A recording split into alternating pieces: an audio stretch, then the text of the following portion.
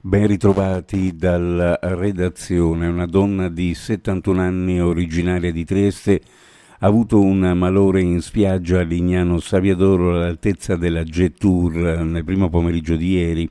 Sul posto sono giunti i soccorsi che hanno tentato invano di rianimarla. Purtroppo per la bagnante non c'è stato nulla da fare. Sul luogo un'ambulanza e l'elicottero del 118. Due giovani campani di 19 e 21 anni sono stati arrestati dalle squadre mobili di Udine e Treviso perché ritenuti responsabili di numerose truffe agli anziani. Il 21enne era già finito in manette lo scorso luglio con la stessa accusa dopo aver utilizzato la tecnica del finto carabiniere incidente stradale al fine di raggirare la vittima. La polizia si è attivata dopo che al 113 sono giunte 15 chiamate da cittadini che erano stati avvicinati dai due presunti truffatori, che sono stati però sempre respinti.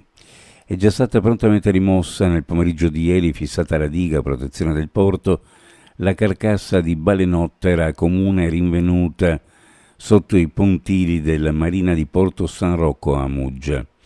A breve, forse già oggi, le operazioni si dovrebbero concludere con il trasporto della pesante carcassa al largo, tramite rimorchiatori.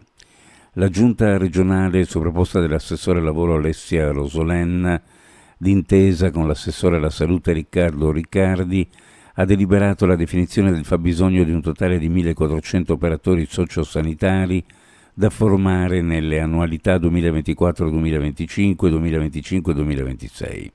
A tal fine saranno attivati una serie di specifici percorsi formativi. Come hanno spiegato i due assessori, per le annualità 2024, 2025, 2025, 2026 sono previsti per entrambi i cicli 20 corsi che saranno realizzati dagli enti di formazione accreditati e finanziati con risorse del Fondo Sociale Europeo Plus attraverso il programma specifico numero 1524 che ha una dotazione di 9,4 milioni di euro. L'intesa siglata ufficialmente aumenterà la percezione della sicurezza per tutti coloro che utilizzano il trasporto pubblico locale in Friuli Venezia Giulia, sia su ruota che su gomma, grazie alla presenza su treni e pullman di personale delle forze armate in divisa che potrà viaggiare gratuitamente su questi mezzi. Si raggiunge così un obiettivo importante favorendo al contempo negli spostamenti chi lavora al servizio delle istituzioni e della collettività. Sono le parole dell'assessore alle infrastrutture del Friuli Venezia Giulia, Cristina Mirante, che nella sede di Pordenone della Regione ha sottoscritto un protocollo d'intesa che consente la circolazione gratuita su servizi di trasporto pubblico locale automobilistici urbani, extraurbani e misti e sui ferroviari regionali agli appartenenti alle forze armate in divisa, quindi ad appartenenti all'esercito, alla Marina Militare e all'Aeronautica Militare, dislocati in Friuli Venezia Giulia.